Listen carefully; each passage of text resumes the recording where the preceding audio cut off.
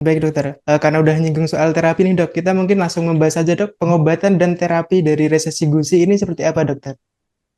Oke, biasanya kalau pasien datang dengan gigi saya ngilu gitu.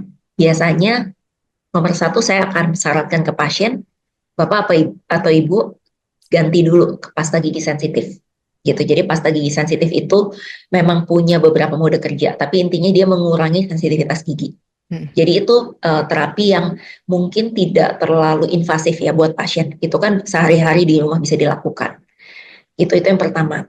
Kemudian kedua, ada nih namanya uh, suatu bahan yang bahan aktifnya itu namanya CPP-ACP. Jadi casein phosphopeptide amorphous calcium phosphate.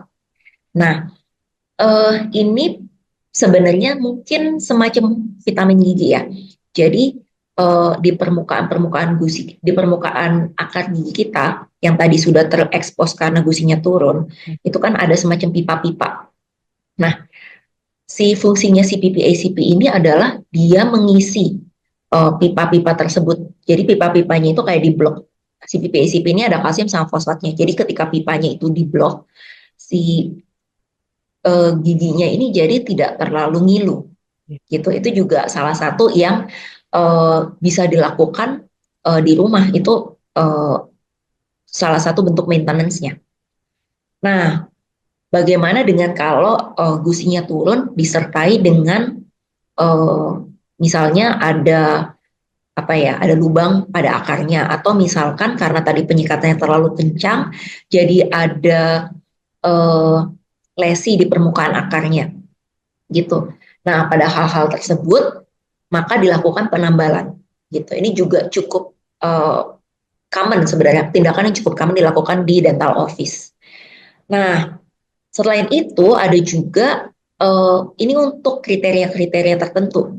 Jadi bisa dilakukan yang namanya gum grafting. Jadi gum grafting itu prosedur bedah, jadi lebih invasif dibandingkan tiga yang tadi. Prosedur bedah di mana kita mengambil gusi dari langit-langit kita sendiri, kemudian kita pindahkan ke daerah yang mengalami resesi gusi. Jadi semacam ditambal gusinya dengan gusi kita sendiri gitu. Cuma memang untuk terapi ini dia itu lebih invasif dibandingkan terapi lainnya dan pasti ada ketidaknyamanan pada pasien dan indikasinya juga cukup terbatas. Jadi tidak semua kasus bisa diindikasikan untuk ini. Dan yang paling disayangkan sebenarnya kalau kadang-kadang ada resesi gusi yang sudah cukup parah, ya sebenarnya sudah tidak bisa dilakukan terapi apapun sih. Hmm. Kecuali ya yang tadi hanya yang memakai pasta gigi sensitif atau memakai CPP-ACP. Tapi di lain itu ya sudah terlanjur parah dan tidak bisa dilakukan apapun.